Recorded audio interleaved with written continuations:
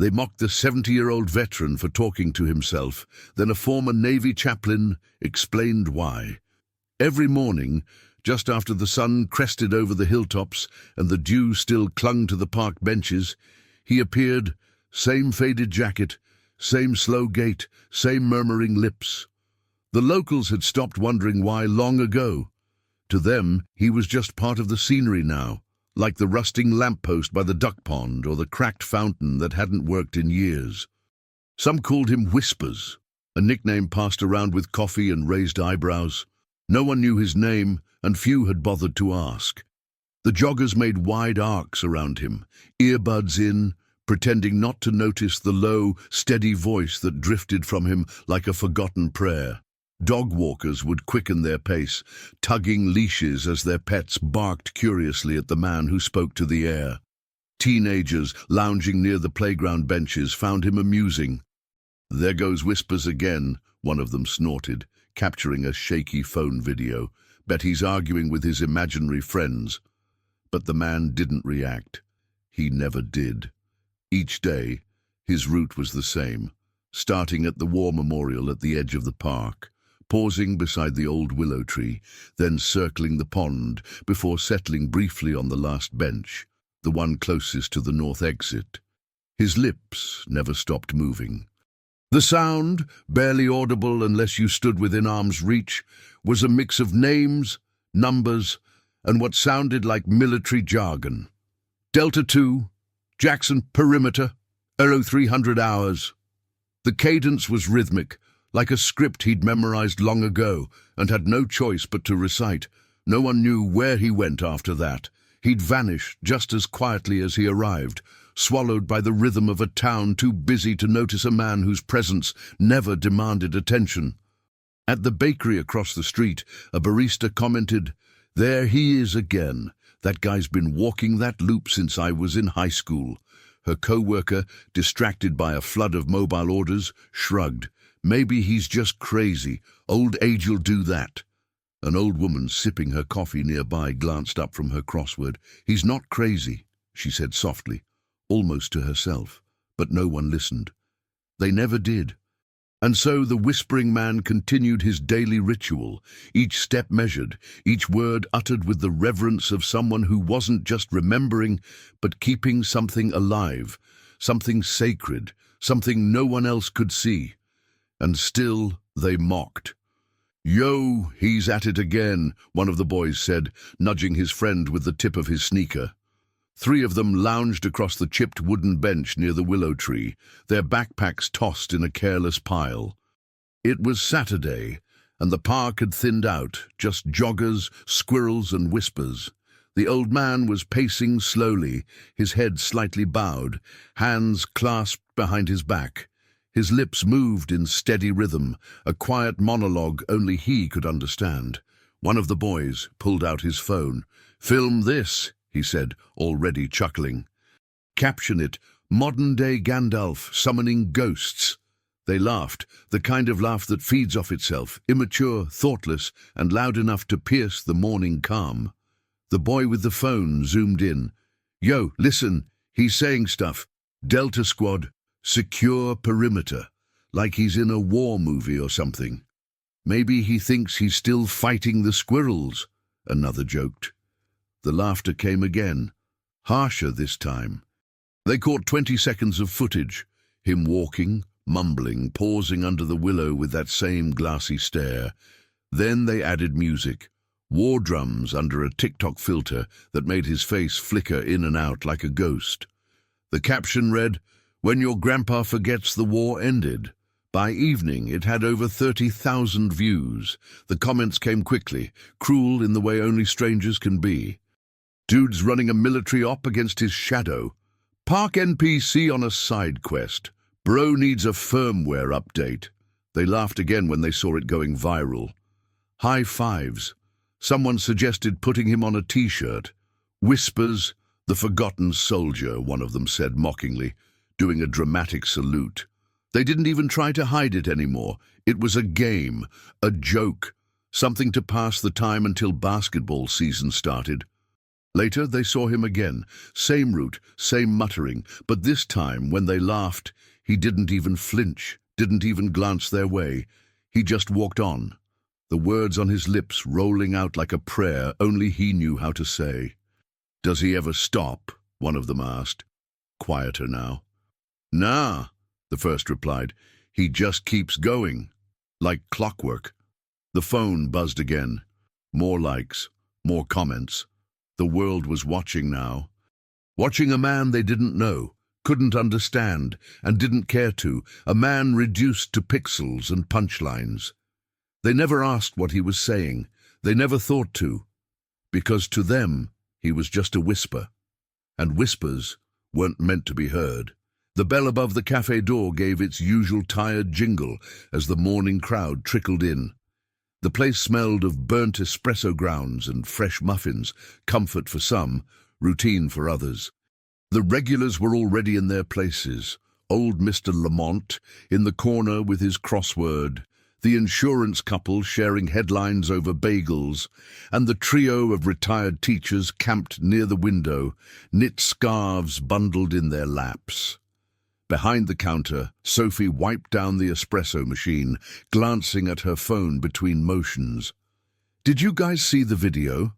she asked, keeping her voice light but curious.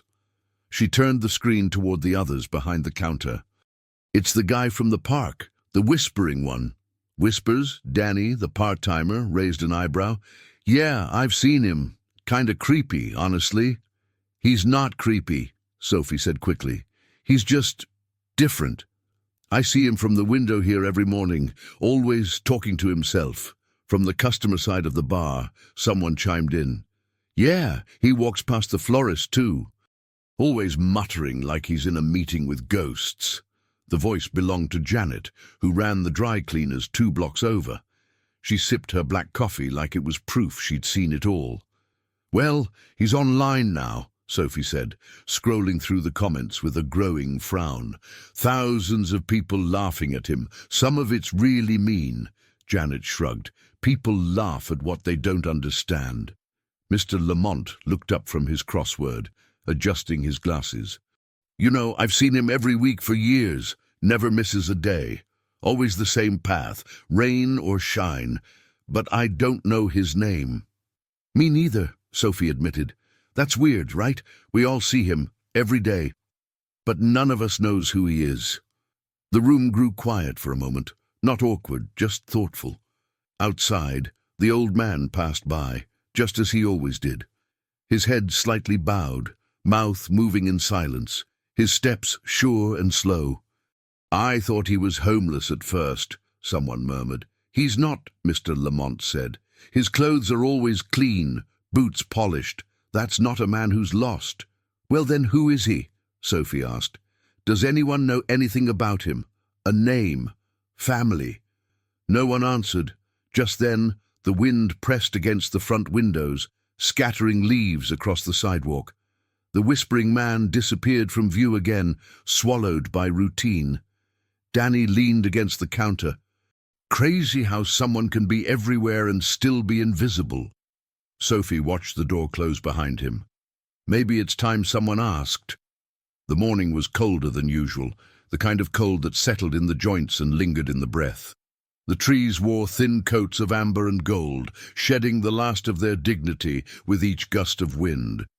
Across the park, the whispering man made his familiar loop, past the war memorial, under the old willow, around the pond, and toward the last bench near the northern path. But today, someone else was watching. He stood near the edge of the path, still as the bronze soldier, etched into the memorial, dressed in a pressed dark coat, slacks, and worn leather shoes that had seen both polish and gravel roads. The insignia on his collar and the way he carried himself told a story long before he spoke. A military man, older, like the whispering figure he studied from afar. His hands were clasped loosely behind his back, and his eyes, grey, sharp, and tired, followed the old veteran's steps with the familiarity of someone tracing a memory. The whispering man didn't notice, or if he did, he gave no sign. His voice remained low and steady, rising only slightly as he passed beneath the willow. Names again. Always names. He touched the brim of his cap briefly, a gesture of habit more than thought, and kept walking. The stranger didn't follow. He stayed rooted to the path, watching. His lips moved once, as if mouthing a name of his own. And then he closed his eyes for a moment too long. When he opened them, something shifted. Recognition, maybe, or regret. A boy on a bike zipped by, glancing at both men with curiosity but saying nothing. Farther off, the park's usual traffic moved around them, unaware that something was different today, that for the first time in years someone was watching the whispering man, not with amusement, but with memory. The uniformed man finally stepped forward, slow but deliberate. He didn't call out, just closed the distance to the bench the veteran was approaching. When the older man sat, the stranger kept his distance, standing just a few paces away, hat in hand. The whispering faded. The veteran looked up. Their eyes met, just for a moment. Not long enough to speak, not long enough to explain, but something passed between them, something silent, something understood. Then, without a word, the uniformed man turned and walked away, vanishing down the same path the old veteran would take 15 minutes later. The bench sat quietly between them. Tomorrow, both men would return, but today the pattern had shifted, and the whisper didn't sound quite so alone. The route wasn't long, maybe half a mile, start to finish. But the man walked it as if each step mattered, each pause deliberate, each turn sacred. He began at the war memorial, the stone slab nestled beneath the shadow of a tired maple. His hand always touched the corner of it, fingers grazing the name etched into the base, a last name shared with no one in town, forgotten by most, remembered only by him. From there, he moved toward the willow tree near the center of the park. Its limbs drooped like mourning hands, low enough to brush the crown of his faded cap. He paused there longer than anywhere else, facing the pond, but never looking at it. His lips would start to move again, barely audible, just a breath above silence. Names, always names, some short, clipped like commands, others slow, drawn out, like goodbyes. Ramirez, Thompson, Lee, Zo 300, breach point. Then a number, then a pause, then the same names, again. Children played just yards away, kicking soccer balls and squealing after pigeons, but the man remained locked in his rhythm, untouched by the noise. To him, time moved differently there. The willow wasn't just a tree, it was a marker of a perimeter, of a waiting place, of something left behind in a place no one else could see. He walked again, always the same path around the pond.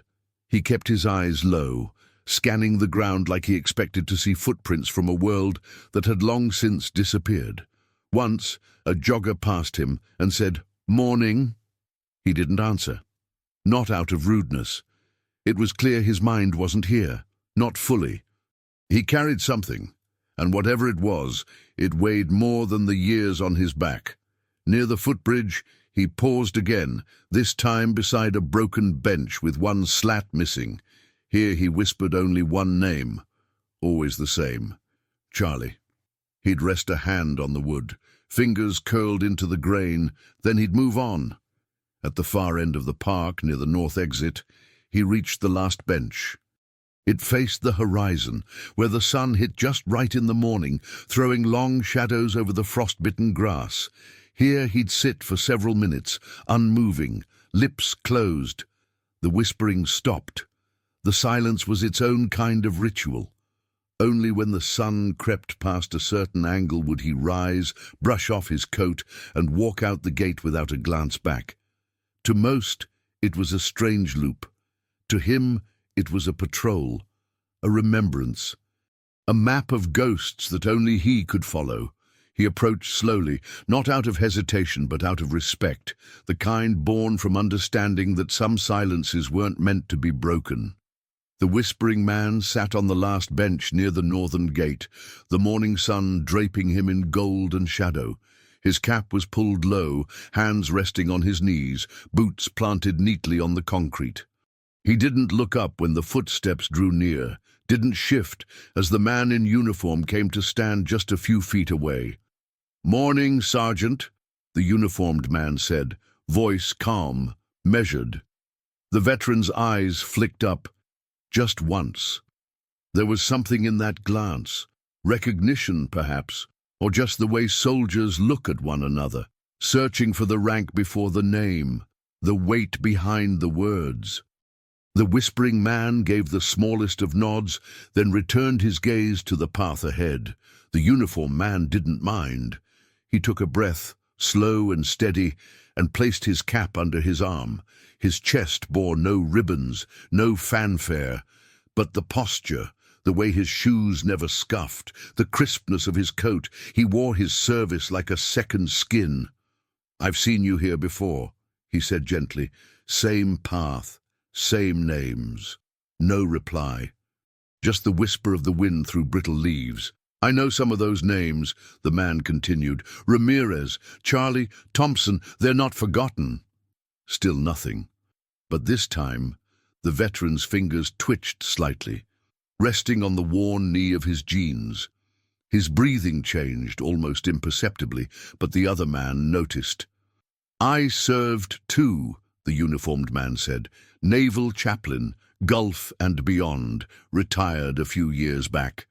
Thought I'd come walk the old paths, saw you, thought maybe you were walking yours." The veteran's lips moved, but no sound came out. The whisper wasn't for him, not yet. "I just wanted to say, I see you," the chaplain added quietly.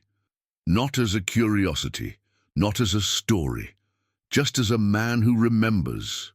For a second, just a flicker of time, the whispering man turned. Their eyes met again, and in that silence, something unspoken passed between them. Not thanks, not permission, just understanding. The chaplain gave a short nod, then stepped back. He didn't offer a handshake. He didn't ask for a name. He just stood at attention for 3 quiet seconds, then turned and walked away, the gravel crunching softly beneath his shoes. The veteran watched him go, eyes narrowed slightly, like he was measuring something. When the man disappeared around the corner, the veteran finally spoke, barely a breath, a name only he would know. And then, as always, he began the loop again. It started small, just a few people near the bench where the veteran sat, their curiosity piqued by the presence of a man in uniform standing tall beside him. The chaplain hadn't spoken yet, but something about the stillness between them drew attention. A jogger slowed her pace. A mother pushing a stroller paused at the edge of the path. One of the teens from the video circled back, phone in hand, but this time not recording, just watching. The chaplain took a slow breath, then turned to the gathering faces. He didn't raise his voice. He didn't need to. "My name is Samuel Price," he said, placing his cap under his arm. "Retired Navy chaplain, served from '85 until the dust settled after Kandahar. I've walked in a lot of places, seen a lot of uniforms, and I recognize this man." The murmurs began, quiet ripples moving through the cluster of bystanders. Some glanced toward the veteran, who sat with his hands folded, staring out past the trees as if none of this involved him. Price continued. "You may see a man talking to himself, walking the same trail, whispering into the wind. You may have laughed. I might have too once before I knew better." A teenager shifted uncomfortably. Someone across the path lowered their phone. "I recognize the cadence of his steps," the chaplain said, voice softer now. "I know the names he's saying. I know because some of them are etched in my own memory. Ramirez, Charlie. I gave last rites to one of them under a collapsing roof in Kandahar. The other I prayed for during a blackout in the Gulf." He paused, looking down for a beat before meeting the eyes of those gathered. This man's not crazy. He's remembering. He's doing what the rest of us promise to do, but sometimes forget: honor the fallen. Every day, he walks this route like it's sacred ground, because for him, it is. The crowd was still now, no one shifting, no one speaking. A dog barked somewhere in the distance, but it felt far away. "You mock what you don't understand," Price said, not unkindly. "But maybe instead of laughing, ask, listen, or better yet, walk beside him."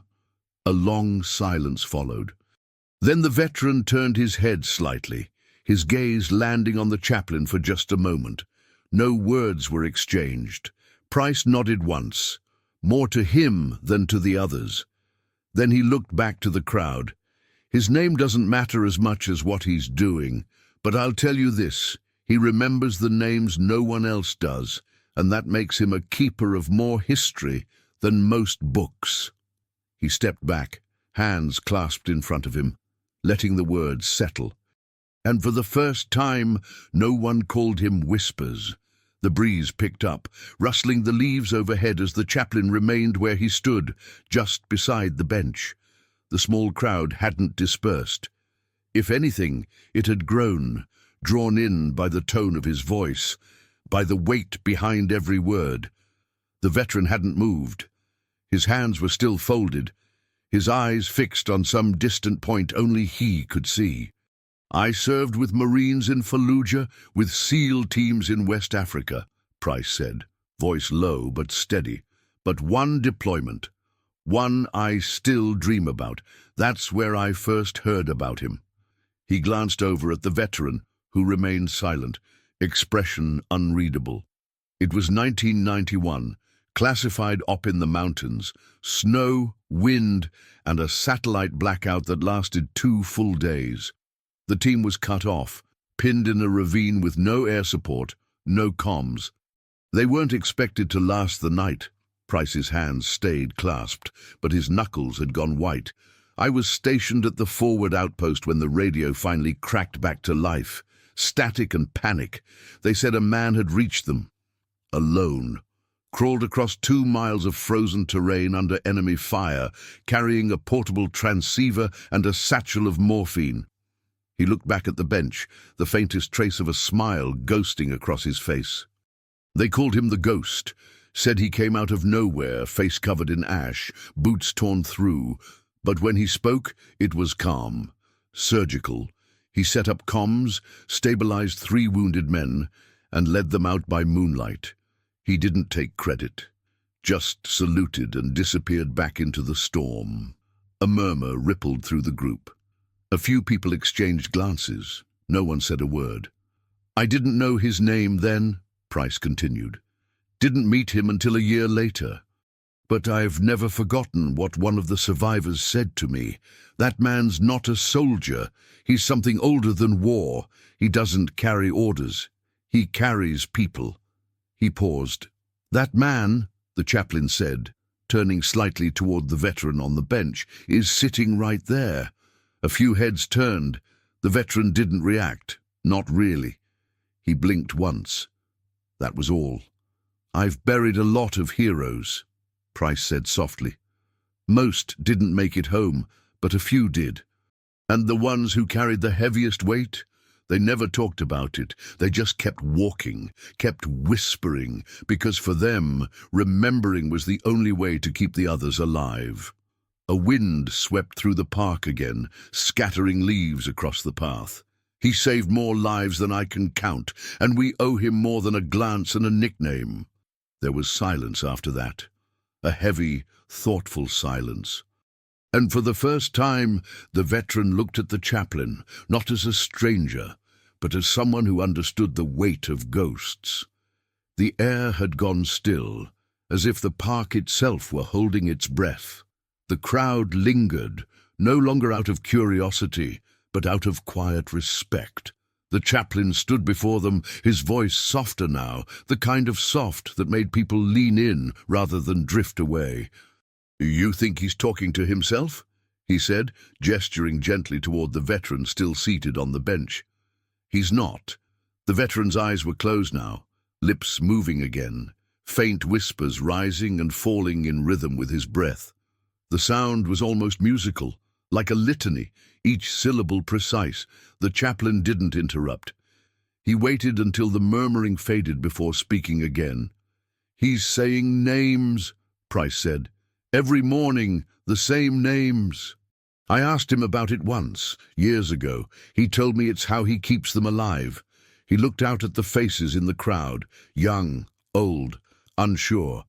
Some had tears in their eyes and didn't know why. They were his unit, his brothers. Some died beside him, some far away, some in places the world's never heard of and will never admit, but he remembers every single one, in order, rank, call sign, last known coordinates. He took a step closer to the bench. There's a reason he pauses at the willow. It was the rally point for a mission that went bad. He waits there because not all of them made it back. He whispers their names into the wind, just in case they're still listening. Someone in the crowd let out a shaky breath. He's not senile. He's not lost. He's doing exactly what he set out to do the day he retired. He made a vow, quiet, personal, that no one would be forgotten. And he's kept it. A few heads turned as the veteran stood, slowly, with the careful grace of someone who knew pain, but didn't let it show. He began to walk again, the same loop, the same whispers trailing behind him like footprints on air. Price watched him go, then turned back. "Do you know what it takes to carry that many names for that many years? To wake up and walk the same path so they're not just stories in a file? That's not madness. That's discipline. That's love. That's the kind of loyalty most of us can't even begin to fathom." The chaplain stepped aside, allowing the veteran his space. No one followed. No one filmed. They just watched as he disappeared under the willow tree, voice low and steady, repeating what only he truly understood. And suddenly, it didn't sound like rambling, it sounded like prayer. The bench near the willow tree looked like any other, weathered paint peeling, one armrest loose from years of quiet use. But to him, it was more than wood and bolts. It was a marker, a memory fixed in place. And every year, on this day, he paused there longer than usual. He stood before it that morning with his cap in hand, not speaking at first, just staring at the cracked slats. The sunlight filtered through the branches above, casting shifting shadows across the bench and the path below. It was quiet, too quiet maybe, but he liked it that way. A few steps behind, Chaplain Price stood at attention, flanked by a handful of townspeople who had begun to understand that this was no ordinary man, and this was no ordinary ritual. None of them spoke. Even the children nearby had gone still. The kind of instinctive silence that arises when something sacred happens. The veteran finally lowered himself onto the bench with the same care one might use settling beside a grave. He reached into the pocket of his coat and pulled out a folded piece of paper, edges soft with wear. His fingers, calloused and sure, unfolded it carefully, revealing a photo, black and white, creased down the center. Two young men in uniform, arms slung around each other's shoulders, grinning in a way only the young and fearless can. He stared at the image for a long moment, then spoke the name, Charlie Mitchell. Not loud, not for the crowd, just enough for the air to carry it. Died right beside me, same date. 37 years ago today. His voice didn't break, but there was something in it, something that felt like standing at the edge of a cliff and remembering how it felt to fall. He stepped left. I stepped right. That's it. That's the math of it. The chaplain bowed his head. Behind him, a woman pressed a tissue to her mouth. I told him I'd keep him with me. Told his mother too, years later. She gave me this photo. He slid the picture back into his pocket, then leaned back and let the wind move through his thinning hair. The willow leaves rustled gently, almost like they were listening. Price stepped forward and placed a small bouquet of white lilies on the bench. No fanfare, no speech, just a gesture, a nod from one soldier to another. Then, for the first time, the veteran looked at the people watching. He didn't speak. He didn't need to. The silence that followed said more than any words could. And when he stood to leave, someone, no one knew who, knelt by the bench and traced their fingers across the wood, as if trying to feel the weight of the memory left there. It didn't feel like a park bench anymore. It felt like a headstone. It happened fast, too fast for anyone to stop it. A car backfired near the edge of the park, sharp and sudden, a crack that split the air like gunfire. Most people flinched. A few laughed nervously, but the veteran dropped where he stood. One moment he was walking past the willow tree, lips moving in quiet rhythm, and the next he was on the ground, one hand covering his head, the other reaching for something that wasn't there, a rifle long since surrendered to time. Gasps echoed from the path. Someone called his name, but he didn't hear them. His breathing had changed, fast and shallow, eyes wide and distant.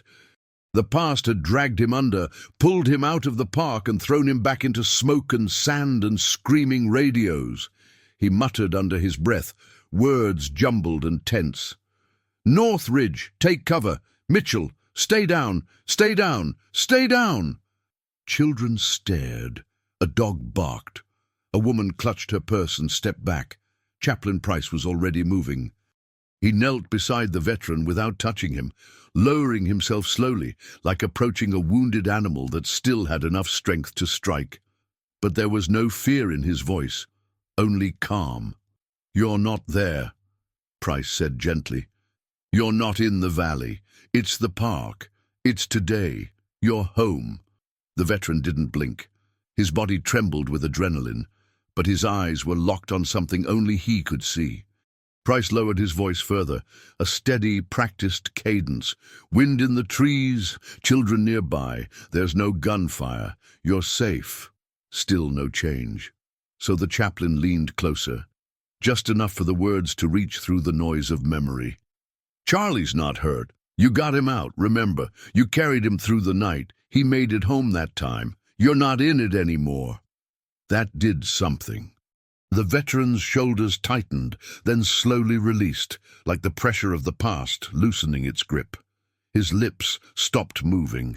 His hand dropped to his side. He blinked, once, then again, and the park came back into view. The trees, the people, the sunlight. Price didn't move. He just waited, calm as a stone. After a moment, the veteran sat up, breath shaky but steadying. He looked at the chaplain, not confused, not embarrassed, just tired in a way that ran deeper than age. Price offered him nothing but presence. "You good?" he asked softly. The veteran gave the smallest nod.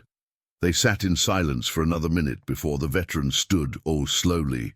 A few onlookers approached, but the chaplain raised a hand. "Give him space." And they did. The veteran resumed his walk, slower now, steadier. He didn't look back. But the whispers had paused for the day. Some wounds echo louder than names. The next morning, the chaplain returned, same time as always. He stood beneath the shade of the willow tree, watching the path with quiet patience. The veteran hadn't arrived yet. For a while, the breeze spoke in his place, brushing leaves across the dirt and nudging the bench where Charlie Mitchell's name still lived in memory. When the veteran finally came into view, his steps were slower, but sure. The cap sat low over his brow, and his hands were tucked into his coat pockets. He didn't speak as he passed the chaplain, but he gave a small nod, the kind that carried more weight than words. They walked the loop together that morning, not side by side, never that, but with just enough distance to say, "I'm here if you need me." At the final bench, the chaplain finally broke the silence. "You kept it," he said. The veteran didn't respond, but he didn't need to.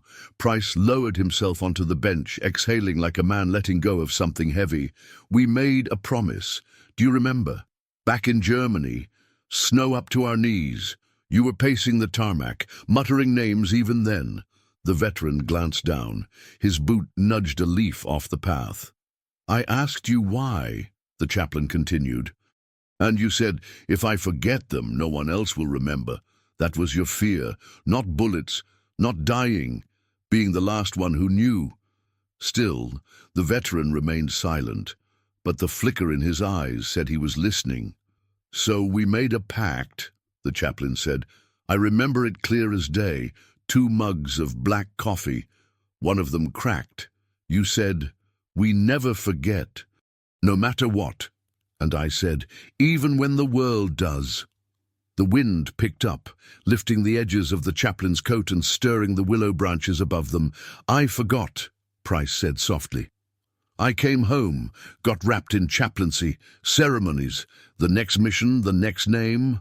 I remembered some, but not like you. The veteran finally looked at him then, really looked. There was no anger in his eyes, no judgment, only a weariness that had long since turned to resolve. You remembered them all, the chaplain said, every day. While we buried it under medals and speeches, you carried it. The veteran's voice was quiet, gravelly, from years of silence. Someone had to. The chaplain nodded, a slow, humbled thing. You honored the pact, he said. The veteran turned back to the path. It wasn't about the pact. It was about the men. He started walking again, the whispering returning like a tide pulled by memory, and as he moved on, the chaplain remained seated, hand over his heart, not for a flag, not for a country, but for a man who remembered what others had chosen to forget. The promise had never been broken. It had just been walked, every day, one name at a time. They stood just beyond the circle, near the edge of the path, awkward and silent. Hoodies up, hands in pockets, trying to look like they weren't watching. But they were. Every word the chaplain spoke, every step the veteran took, it reached them in ways they hadn't expected. It was different now. The laughs didn't come so easy. The jokes didn't land the same. One of them, the tallest, shifted his weight from foot to foot, glancing at his phone before turning it off completely. No camera, no recording, just watching. The others stood behind him, quiet in a way that had nothing to do with being told to hush. When the veteran paused beneath the willow, the same pause he made every day, the tall boy stepped forward. His feet scraped the gravel path like they were unsure if they belonged. He cleared his throat. No one turned at first, but the sound was enough for the veteran to glance over. Just slightly. Sir, the boy said. His voice cracked halfway through. He coughed, embarrassed, then tried again.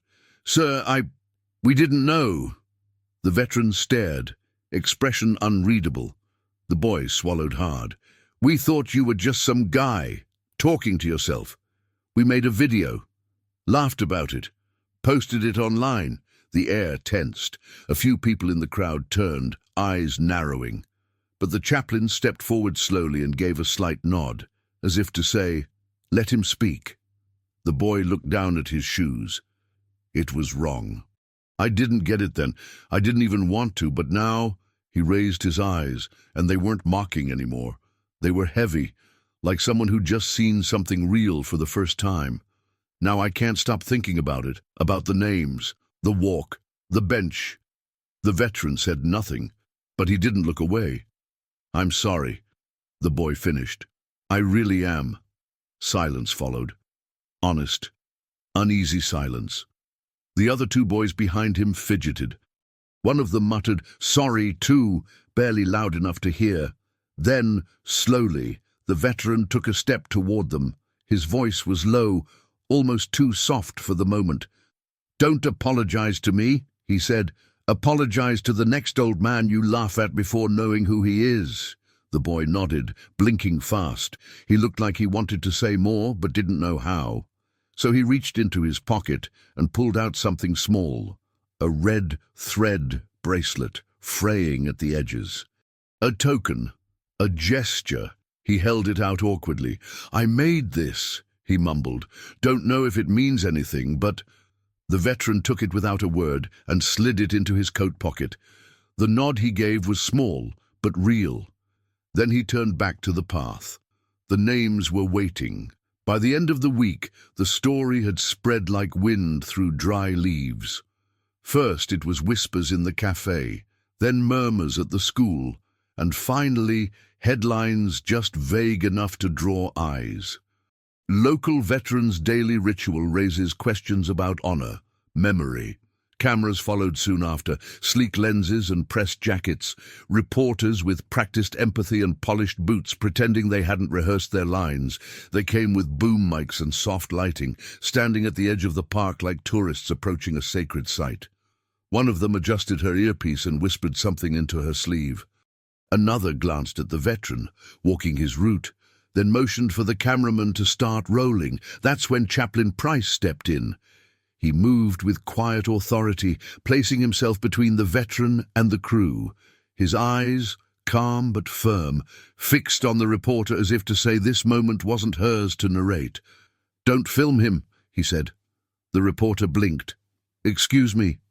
"Don't film him," Price repeated. "Listen to him." The cameraman hesitated, camera still perched on his shoulder. "You came here for a clip," the chaplain said, his voice even, his stance unwavering. "A sound bite, a hook. But what that man's doing, it's not a performance. It's not a story you frame between commercial breaks. It's remembrance." The reporter lowered her mic slightly. "People want to know.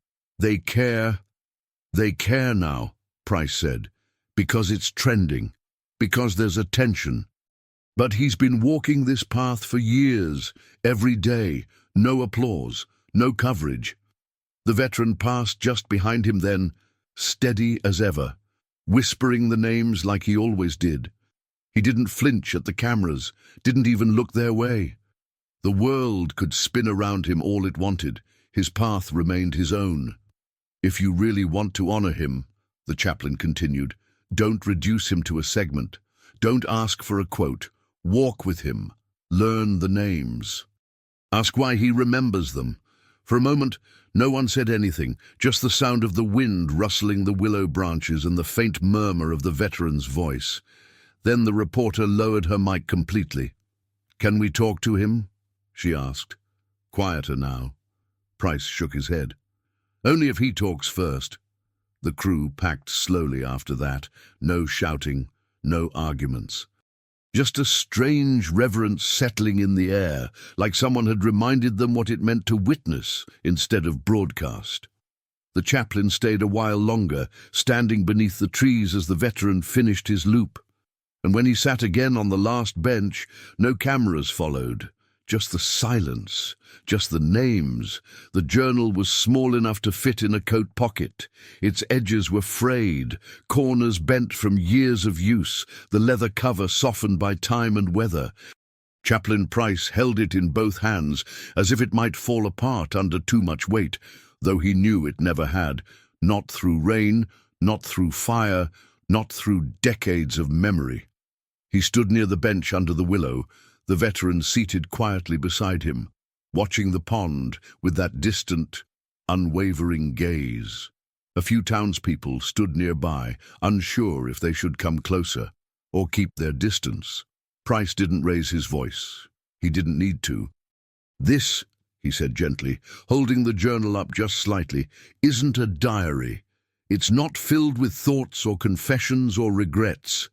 It's a record, a memorial, written in pen, because pencil fades." He opened the first page, careful not to tear the brittle seam. Inside, the ink had bled a little, blurred in places by time, or perhaps tears, but the writing was precise.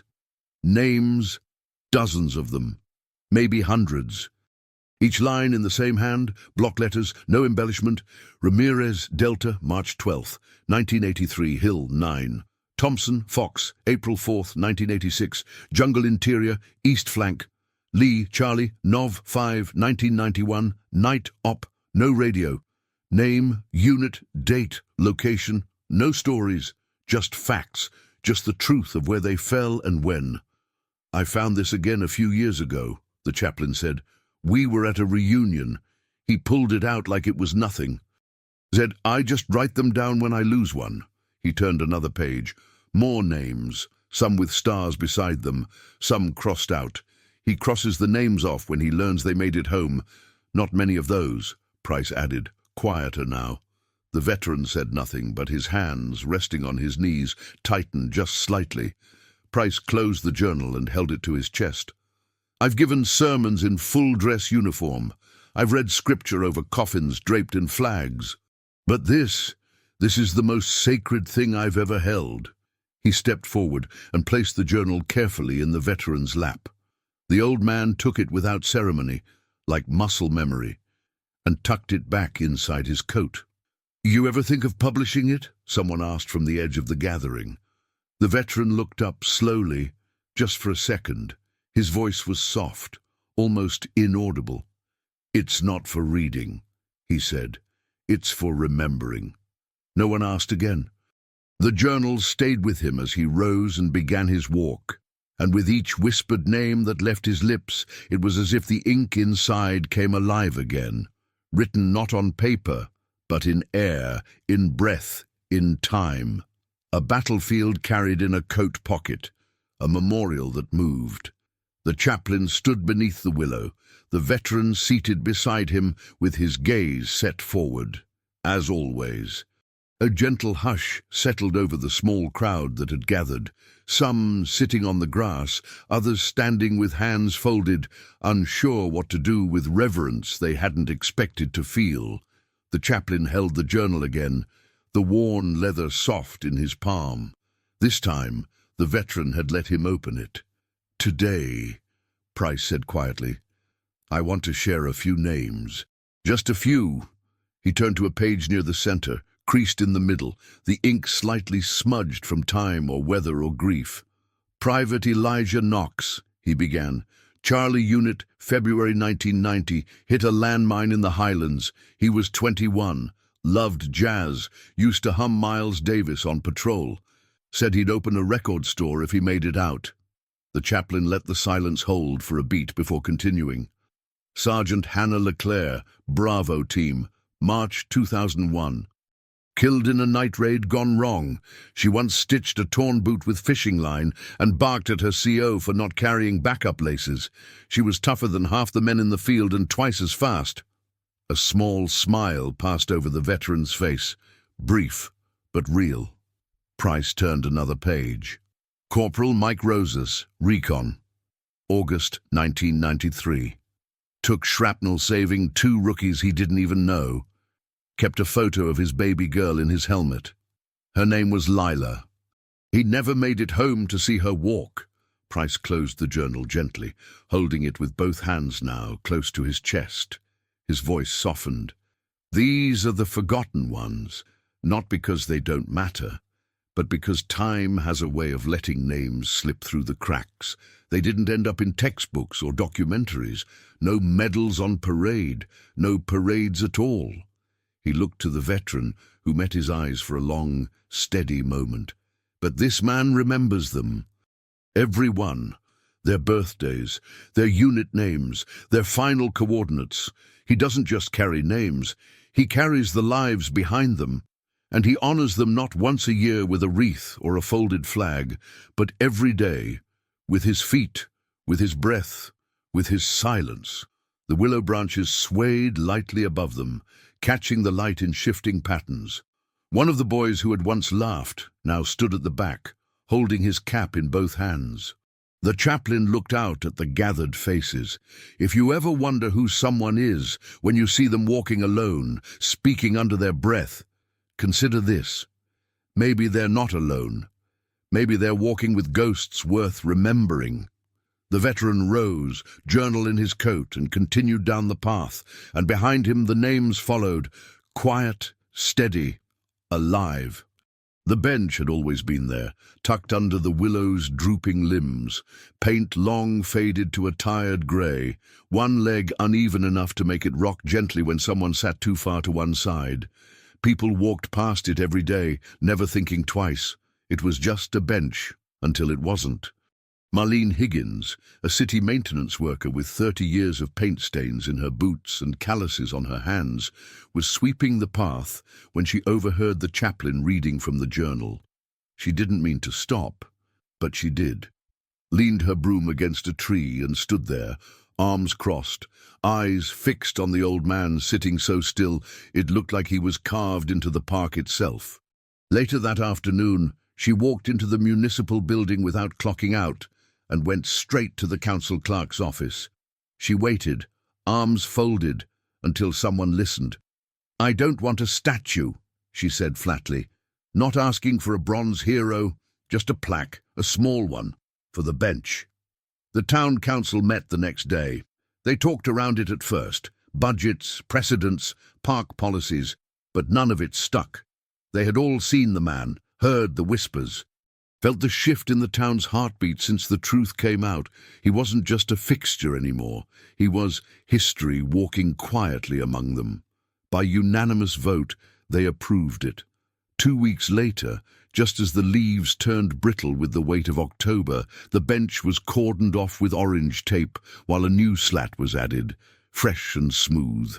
A small plaque was mounted into the wood, simple and unadorned, no fanfare, no formal name. It read, "In honor of those who walk with him, the remembered and the remembering." The chaplain stood by as they unveiled it, hands folded in front of him. The veteran arrived at his usual hour, paused when he saw the gathering.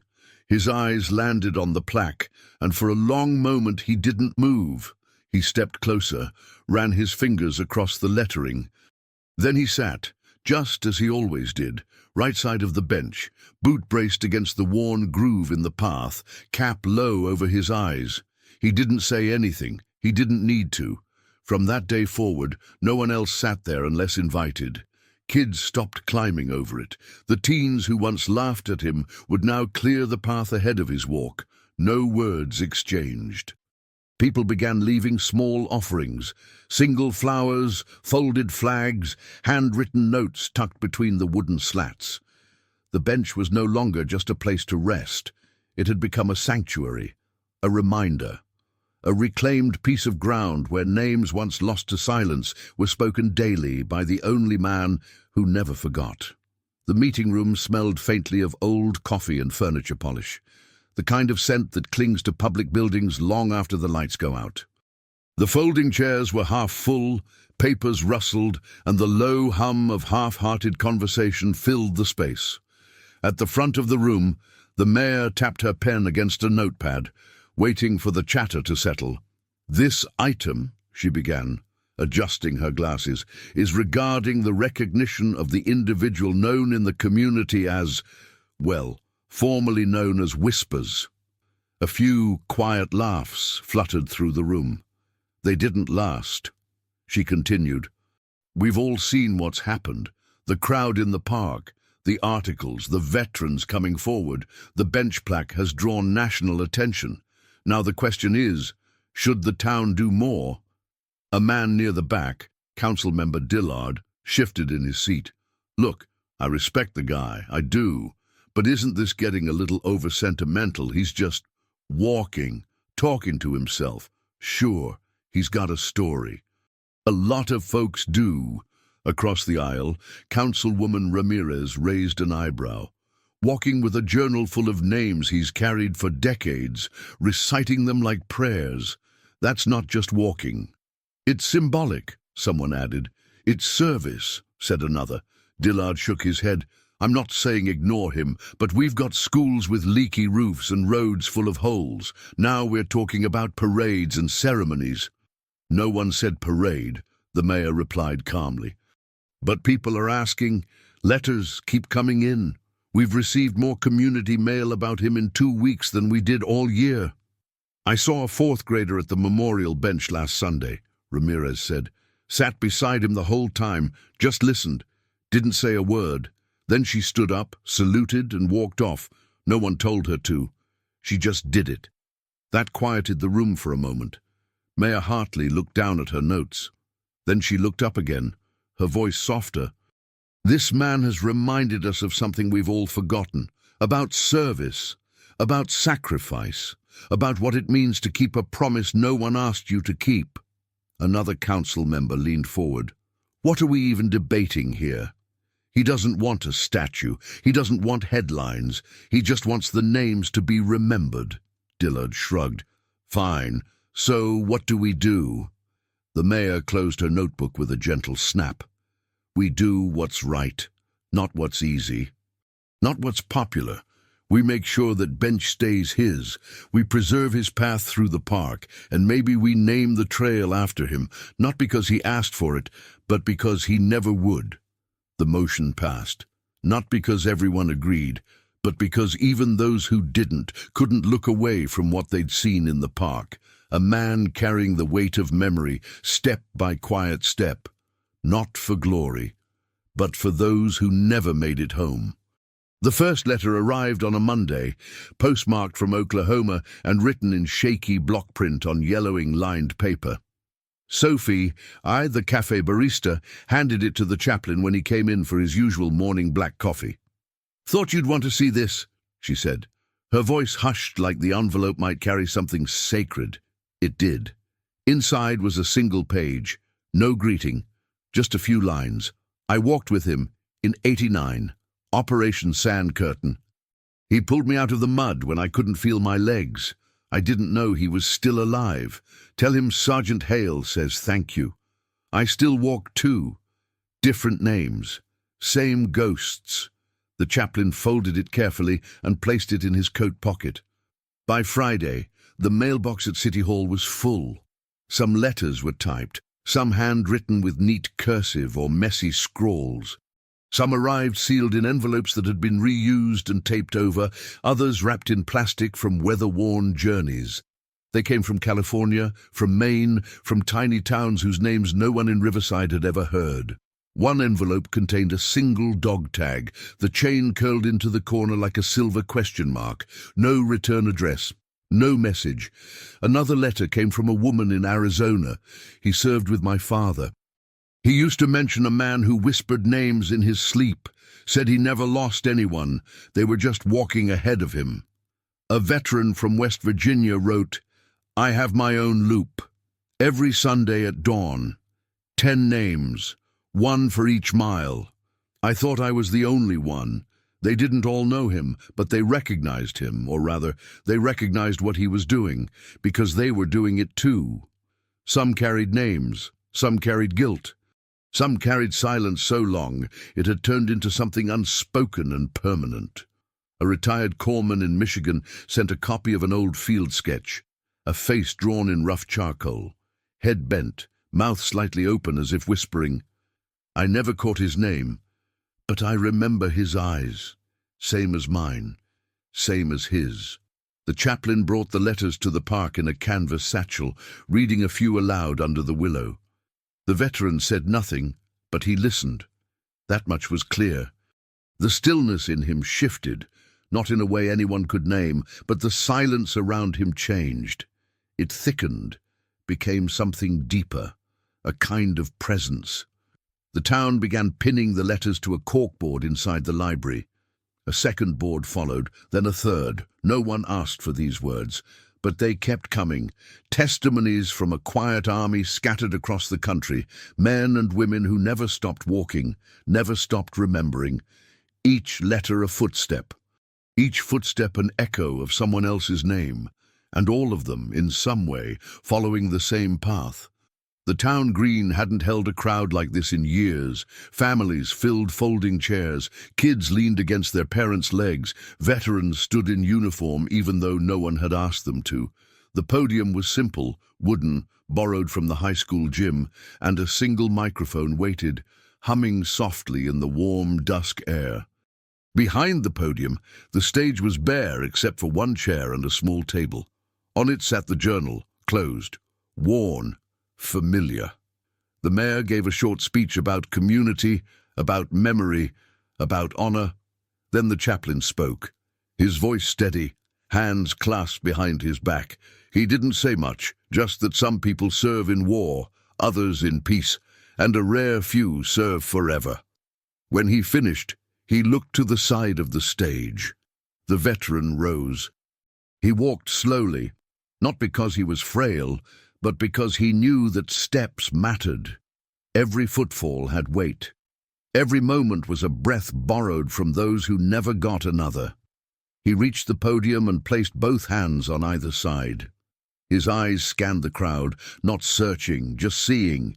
He didn't smile, didn't blink much, just stood there, cap in hand, as the wind moved quietly through the trees behind him. Then the silence came. It wasn't uncomfortable. It wasn't heavy. It simply settled, soft as dust, across the crowd, a kind of stillness that asked not to be interrupted. No coughs, no whispers, not even a bird in the trees. He stood there for a full minute before he spoke. Ramirez. His voice was low but clear. Thompson. A pause. Lee. Another. Knox. Leclerc. Rosas. Henders. Flynn. Mitchell. One by one he said them, the names he walked for, the names in the journal. Each one spoken into the air like a sacred offering. No ranks, no explanations, just the names. The last one, Charlie, he said a little softer. Then he stepped back from the podium. He didn't speak again, didn't thank anyone, didn't bow, didn't wave. He just nodded once, firm and slow, and walked off the stage. The silence held even after he left. No applause, no music, just the sound of breath being held and released. A little girl near the front whispered to her mother, "That's it?" Her mother nodded. "That's enough." Later, someone asked the chaplain why the veteran hadn't said more. Price just smiled faintly. He said what mattered. And from that night on, the town understood something unspoken. Sometimes the truest speeches aren't about the person speaking, but about the ones who never got the chance. The morning of the unveiling was cool and quiet, the kind of morning that felt respectful by nature, as if the sky itself had lowered its voice. The willow tree, tall and solemn, swayed gently above the old bench, which had been freshly sanded and sealed. The loose slat had been replaced. The wood shone with a soft polish, catching the early light in warm tones. A modest crowd gathered. No banners, no streamers, no band, just people, neighbors. Strangers who'd become something else, veterans standing at ease, children holding their parents' hands. A few folding chairs had been set up for the older guests, but most chose to stand. It didn't feel right to sit. At the center, under a simple cloth draped across the bench, was the plaque. The mayor gave a short welcome, and then the chaplain stepped forward, his presence more familiar now than official. He didn't carry notes. He just spoke like someone telling the truth. "This bench was never meant to be a monument," he said. "It became one because someone treated it like sacred ground, day after day, year after year." He paused, glancing at the veteran, who stood a few feet back, cap in hand, face unreadable. This is where he sat, where he spoke the names, where memory refused to die quietly. The chaplain nodded to Marlene Higgins, who stepped forward, hands steady despite her years. With quiet care, she pulled the cloth away from the bench. The plaque beneath was simple, cast in dark bronze, the letters clean and unadorned. In memory of the fallen, their names were spoken. Here beneath that, a list, not ranks, not full bios, just names, carved into metal, but first etched into one man's memory, one whisper at a time. Ramirez, Thompson, Lee, Knox, Leclerc, Rosas, more followed, Mitchell, in neat columns, each one honored with the same gravity.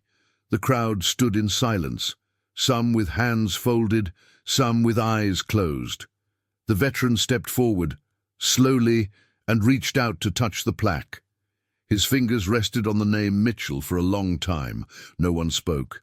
Then he sat, right side of the bench, as always, boots flat on the ground, journal in his coat, wind in the trees. He didn't whisper that day, not yet. He just sat with the names now carved beside him, no longer carried by him alone. Later, people lingered. Some took pictures, some left flowers. A small boy traced the letters with his fingertip, lips moving silently as if trying to pronounce them. No ceremony ended it. People simply drifted away, quietly, like leaves caught in a soft breeze. And the bench remained, not as a seat, but as a promise made solid, a place where memory took root. A place where silence spoke louder than speeches ever could. At first, it was just one man, a quiet figure in a faded coat, whispering names into the morning wind, but slowly, something changed. It wasn't announced. It wasn't planned. It just happened, the way trees begin to turn without asking permission. One morning, a woman joined him. She didn't speak, just walked a few paces behind, head slightly bowed, a name written on a folded scrap of paper clutched in her hand. The next day, there was a man in a wheelchair, his grandson pushing slowly behind him. The boy didn't talk or fidget. He just listened. By the end of the week, 5 people walked the loop. Some came every day, others when they could. No one asked questions. No one gave directions. They simply walked, past the war memorial, beneath the willow, around the pond, and finally to the bench. Some carried names scribbled in notebooks. Others wore dog tags passed down or pressed into their palms. A teenage girl carried a single photograph folded 4 times, its creases worn nearly through. An elderly man brought a medal in a velvet pouch, never opened, just held. The veteran didn't change his path, didn't alter his pace. But he began to glance sideways every now and then, eyes scanning those walking behind. He never led them exactly. He just stayed ahead, steady, quiet, constant, a living compass for the grief and reverence they hadn't known what to do with until now. At the willow, Moore began to pause. Not just because he did, but because something about that tree, its bowed branches, its whispering leaves, felt like a place worth stopping. They didn't always whisper names aloud. Some mouths moved without sound, some stood still, eyes closed, lips sealed. But every step became part of something larger, a ritual not choreographed but felt. The chaplain walked the loop once a week, never at the front. He preferred the middle, nodding gently to the others, holding a folded handkerchief and a worn photo of his first lost soldier, still unnamed, but never unfelt. There were no rules, no register. People came with sorrow, with memory, with questions. A few left with something quieter, not peace, exactly, but permission. Permission to carry and to be carried. The veteran never asked them why they walked. He didn't need to. One morning, as the sun broke through a low curtain of fog, a little boy took his grandfather's hand and asked, "Who do you walk for?" The old man didn't answer right away. Then he pointed ahead to the man in the faded coat, still walking, still whispering. "I walk because he remembers." And that was enough. The routine was no longer just his. It had become theirs. It happened on a cool Saturday morning, the kind where the sky feels clean and the air holds a promise of something better. The veteran had just finished his first lap. The bench was waiting, as it always did, beneath the willow's watchful limbs. A small crowd had gathered, not for a ceremony, not this time, but because Saturdays had become something different now. A time to walk, a time to remember. Among them stood one of the boys who once laughed. He wore no hoodie this time, just a plain grey sweatshirt, hands clenched at his sides, knuckles white. He stood near the front, eyes locked on the man in the faded coat. He'd watched him for weeks now, walked the loop more than once, silent and unsure. But today was different. As the veteran approached the bench, the boy stepped forward. The crowd fell quiet. He started, then stopped, swallowed, began again. "Sir." The veteran paused. His eyes rested on the boy for a moment, steady, unreadable. "I said things about you," the boy continued, louder now. "Filmed you, made fun of you. I thought I was being funny. I didn't know that's not an excuse, but it's the truth." He reached into his pocket and pulled out something small, wrapped in cloth. "My grandfather used to carve wood. He taught me when I was little. I haven't done it in a while, but I made this for you." The cloth unwrapped in his hand to reveal a small figure, rough but carefully shaped. A soldier, helmet tucked under one arm, standing straight. "I carved your name on the bottom," the boy said. "Didn't know what else to do." The veteran stepped forward, boots soft against the gravel, and took the figure in his hand. He turned it over, examined it without a word, then looked up at the boy, not with a smile, not with a frown, just a long, quiet gaze that carried more weight than any lecture ever could. The boy's voice wavered. "I'm sorry. For what I said. For not seeing you." For a long moment, no one spoke. Then the veteran nodded. Once. "You see now," he said. "It wasn't forgiveness exactly. It didn't need to be. It was something older, deeper, a passing of understanding from one soul to another." The boy stepped back into the crowd. He didn't cry, but he stood a little taller. The veteran placed the carved figure on the bench beside him and sat. He opened the journal, whispered the first name of the day, and behind him the town listened. The change didn't happen overnight. It crept in slow, the way seasons turn, first a shift in the wind, then a leaf on the ground that wasn't there yesterday. But over time, it became unmistakable. The name was gone. Whispers, once tossed around with a smirk, with a shrug, with a careless glance, had vanished from the lips of the town. No one said it anymore. It didn't feel right. It didn't fit. Like calling a flame flicker after you've seen it light an entire room. Now, when he passed through the park, people nodded and said, "Morning, Sergeant." Some added a quiet "sir" with a tip of the head, not as a habit but as a choice. A boy at the cafe held the door open for him last week and said, "Thank you for your service," like he meant it, and he did. Sophie, who once served him coffee with curious glances, now saved his table by the window without asking. She brought his cup without a word, just a respectful smile and a folded napkin under the saucer. Even the mayor, who'd once referred to him in passing as "that fellow in the park," now spoke of him with full title at council meetings. "Sergeant, the one keeping the memory." Children began pointing him out to their parents, not as the strange old man who muttered to himself, but as someone important, someone worth knowing, worth learning from. "Is that him?" they'd whisper. Only now, the word whisper meant awe, not mockery.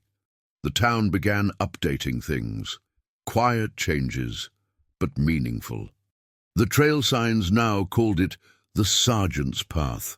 A small wooden plaque appeared at the cafe, engraved with the simple words, "Reserved for Sergeant, Keeper of Names." He never asked for any of it, never commented. But when he sat at the bench beneath the willow and saw a young mother teaching her daughter how to stand still during the morning walk, he noticed. When a boy from the local high school nodded with both hands behind his back, like he'd been taught how to address a veteran properly, he noticed.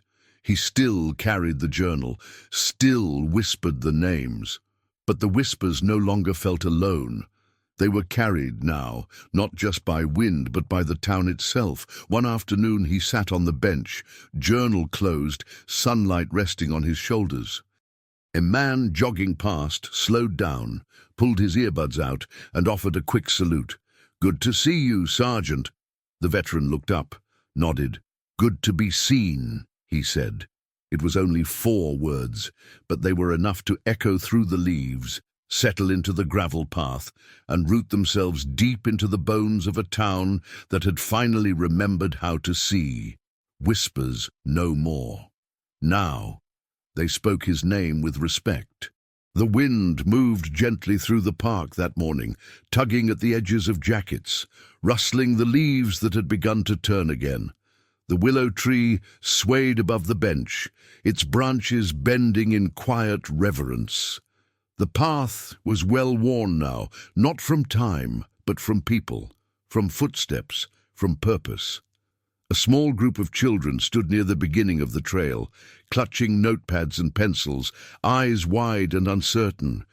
Their teacher stood nearby, pointing quietly to the plaque on the bench and explaining that some stories aren't in books, but in people, and that some heroes don't wear capes or medals around town, but carry memories in silence and steel. The veteran was there, of course, sitting on the right side of the bench, journal in his lap.